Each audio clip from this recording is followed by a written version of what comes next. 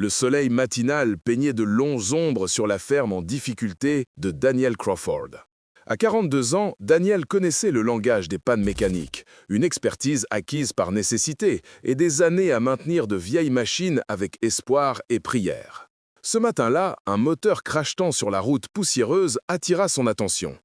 Il leva les yeux de son tracteur rouillé, essuyant ses mains maculées de graisse. Une voiture de luxe argentée, capote baissée, s'était égarée sur cette route de campagne oubliée. À côté, une jeune femme, drapée dans une élégante robe couleur champagne, tenait son téléphone à bout de bras, cherchant désespérément un signal dans ce coin reculé du Kansas.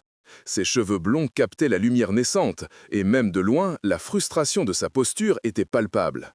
Tout en elle évoquait un monde de richesse et de sophistication, ses lunettes de soleil de marque, sa manucure impeccable.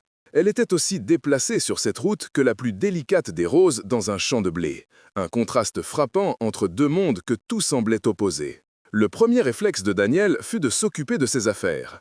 Ses propres soucis étaient déjà bien assez lourds, sa ferme accusait 3 mois de retard sur son prêt hypothécaire, ses récoltes chétives peinaient face à une nouvelle année de sécheresse, et son orgueil, déjà bien malmené, n'avait pas besoin de plus d'épreuves. Se mêler aux problèmes d'une citadine en détresse lui semblait une distraction superflue. Mais alors, une voix résonna dans sa mémoire, celle de sa mère, douce et ferme à la fois. La valeur d'une personne ne se mesure pas à ce qu'elle a à Daniel, mais à ce qu'elle est prête à donner quand quelqu'un a besoin d'aide. Ces mots, gravés dans son cœur depuis l'enfance, coupèrent court à son hésitation. Il attrapa sa vieille boîte à outils, lourde de promesses et d'expériences, et se dirigea résolument vers la route. « Excusez-moi, mademoiselle, commença-t-il, sa voix grave et posée, on dirait que vous avez un problème avec votre voiture. » La jeune femme se retourna, et Daniel fut instantanément frappé par l'intensité de ses yeux bleus vifs qui trahissaient une vulnérabilité inattendue derrière son assurance apparente. Un soupir de soulagement s'échappa des lèvres de la jeune femme. « Oh, heureusement !» s'exclama-t-elle, la tension s'évaporant de son visage. « Je suis Sophia, ma voiture vient de tomber en panne et il n'y a absolument aucun réseau ici. J'imagine que vous n'y connaissez rien en voiture de luxe, n'est-ce pas ?» Daniel ne put s'empêcher d'esquisser un léger sourire, appréciant la douce ironie de la situation. « Eh bien, j'ai fait fonctionner des machines de toutes sortes presque toute ma vie, » répondit-il avec un calme désarmant. « Laissez-moi y jeter un œil. » Tandis qu'il s'affairait autour du moteur, Sophia le regardait, une curiosité grandissante dans ses yeux.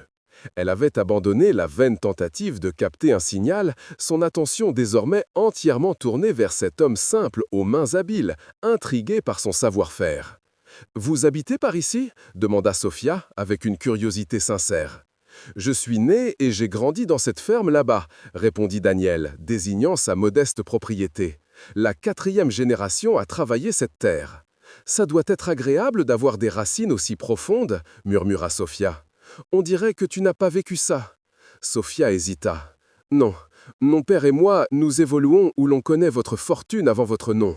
Parfois, je me demande ce que ça ferait d'être valorisé pour autre chose que l'argent de ma famille. » Daniel, en réparant une connexion défectueuse qui avait provoqué la panne électrique, la regarda, sentant une connexion au-delà de la simple panne. Leur monde se rencontrait par une vulnérabilité partagée. « Voilà, » dit Daniel enfin, refermant le capot avec un bruit sec. « Essaye de la démarrer maintenant. » Le moteur ronronna aussitôt, un son mélodieux qui semblait porter l'espoir. Le visage de Sophia s'illumina d'une gratitude sincère. « Tu fais des miracles! Combien je te dois ?» demanda-t-elle, sortant déjà son portefeuille. Daniel secoua la tête, un doux sourire aux lèvres. « Rien, juste faire du bon voisinage. » Sophia sembla sincèrement perplexe, cet acte désintéressé étant étranger à son expérience. « Mais tu as pris du temps sur ton travail ?» Daniel la regarda droit dans les yeux. « Parfois, on aide parce que c'est la bonne chose à faire, pas parce qu'on y gagne quelque chose. » Pendant un instant, Sophia le fixa, comme s'il parlait une langue étrangère. Puis, une autre question, plus profonde, surgit. « Ça te dérangerait si je te demandais quelque chose? À quoi ça ressemble de vivre ici? Vivre ici pour de vrai ?» Une question révélant un désir d'authenticité. Daniel s'appuya contre sa voiture. « C'est un travail honnête, acharné. Certaines années sont meilleures. Cette année, il désigna ses champs en difficulté. Ma foi est rude d'épreuve. »« Êtes-vous marié » demanda Sophia. J'étais marié, répondit Daniel, mais elle a décidé que la vie à la ferme n'était pas ce qu'elle voulait. Sophia murmura « Je suis désolé ». Daniel haussa les épaules. La vie nous apprend ce qu'on peut gérer. Puis il demanda ce qui la poussait ici. Sophia expliqua son raccourci. Mon père piquerait une crise s'il savait que je suis seul. Il voit le monde rempli de gens qui veulent profiter. Il est difficile de distinguer qui se soucie vraiment de vous, de qui se soucie de ce que vous représentez. Daniel découvrit la solitude derrière les vêtements de créateur. On dirait une sorte de prison. C'est vrai, admit-elle doucement, un aveu silencieux. Au cours des semaines suivantes, à la surprise de Daniel, Sophia revint. Elle louait une voiture, se rendant à sa ferme sous divers prétextes. Chaque visite durait plus longtemps. Elle s'asseyait sur sa véranda, observant Daniel travailler, posant des questions sur l'agriculture, l'histoire de sa famille, ce que signifiait construire de ses propres mains.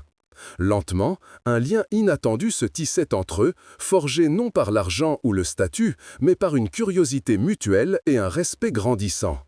Un après-midi, alors qu'ils contemplaient un coucher de soleil doré sur les champs de blé, Daniel demanda « Tu ne m'as jamais dit ce que faisait ton père ?» Sophia resta silencieuse, puis avoua « Il possède Montgomery Technology ». Daniel faillit s'étouffer. Montgomery Technology, l'une des plus grandes entreprises au monde. « S'il te plaît, ne me regarde pas différemment, » suppliait Sophia. « Pour la première fois de ma vie d'adulte, quelqu'un me voit comme moi, tout simplement. Pas comme la fille de Thomas Montgomery, pas comme un fonds fiduciaire, pas comme une opportunité commerciale. Juste Sophia. » Daniel la regarda. « Vraiment. Tu es toujours la même personne qui est assise sur ma véranda depuis 3 semaines à me poser des questions pertinentes et à m'aider à écosser des petits pois. Le compte en banque de ton père ne change pas qui tu es, n'est-ce pas? Pas pour moi. » Cette acceptation sans faille de Daniel fut pour Sophia une révélation, une liberté qu'elle n'avait jamais connue dans son monde doré, un baume pour son âme fatiguée de paraître. 2 mois plus tard, le destin frappa Daniel. Dans sa cuisine, il fixait la lettre annonçant la perte imminente de la ferme, cette terre de 4 générations. Malgré ses 18 heures de travail quotidiennes et la vente de matériel, c'était une défaite qui déchirait son âme. Il tenait la lettre, les mains tremblantes, lorsque Sophia arriva. Voyant son visage dévasté, elle demanda « Daniel, qu'est-ce qui ne va pas ?» Il lui tendit la missive. Sophia la lut, son visage pâlissant à la compréhension de la catastrophe. Le silence se fit pesant, rempli du désespoir de Daniel et de la tristesse impuissante de Sophia. Puis, sa voix douce mais résolue, elle demanda « Combien te faut-il » Daniel recula, secouant la tête. « Combien? Je ne prendrai pas ton argent. Je ne veux pas être une autre personne qui essaie de t'utiliser pour ce que ta famille possède. » Sa fierté d'homme de la terre était blessée, sa dignité refusait la charité. « Et si je ne te donnais pas à cause de ce que ma famille a ?» demanda Sophia doucement. « Et si je te donnais à cause de ce que tu m'as donné? Tu m'as montré ce que c'est que d'être valorisé pour ce que je suis. Tu m'as laissé t'aider, tu m'as traité comme si j'avais quelque chose à apporter. Sais-tu comme c'est rare dans mon monde? Il y a autre chose, poursuivit-elle, sa voix remplie d'une détermination nouvelle. Je ne veux pas seulement sauver ta ferme, je veux en faire partie. Participer à cette vie que tu as bâtie, si tu veux de moi. » Daniel était stupéfait. Il voyait en elle une conviction profonde, non une impulsion. « Sophia, tu ne comprends pas ce que tu dis. Ce n'est pas une vision romantique de la vie à la campagne. C'est du travail dur, des revenus incertains et la plupart du temps plus de chagrin que de triomphe. » Elle le coupa, un sourire teinté de sagesse. « J'ai vécu avec des revenus sûrs et un cœur incertain toute ma vie. Je préférerais le contraire. » Ces mots résonnèrent, démantelant les dernières réticences de Daniel. Il réalisait qu'il ne s'agissait pas d'une aide financière, mais d'une proposition de vie, d'un véritable partenariat. 6 mois plus tard, Daniel et Sophia se tenaient là où tout avait commencé. Ses robes de créateur avaient laissé place à des bottes de travail et des jeans. Ses mains manucurées étaient désormais calleuses. « Des regrets ?» demanda-t-il. « Aucun, » répondit-elle, s'appuyant contre lui. « Je me suis mariée avec la vie que j'étais censée vivre. » Daniel comprit que les transformations les plus profondes naissent d'un simple acte de gentillesse. Ce n'était pas l'argent ni la terre, mais l'amour, l'acceptation et un but partagé qui les avaient unis. Ils avaient trouvé l'un en l'autre exactement ce qu'ils recherchaient depuis toujours, l'acceptation, un sens et un amour renforcés par le travail et le respect mutuel.